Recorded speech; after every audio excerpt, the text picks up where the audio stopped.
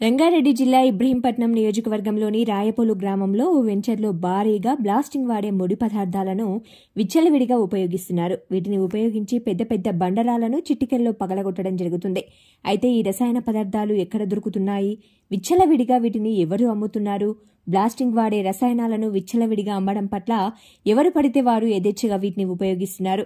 వీటిని ఉపయోగించేటప్పుడు ఎటువంటి జాగ్రత్తలు తీసుకోకుండా ఉపయోగించడం వలన ప్రాణాపాయ స్థితికి వెళ్లే అవకాశాలు కూడా ఎక్కువగా ఉన్నాయని చెప్పుకోవచ్చు. మరి ఇబ్రహీంపట్నం నియోజకవర్గంలో బ్లాస్టింగ్ కి వాడే పదార్థాన్ని ఎక్కడ అమ్ముతున్నారు అనేది అందుచిక్కని ప్రశ్న.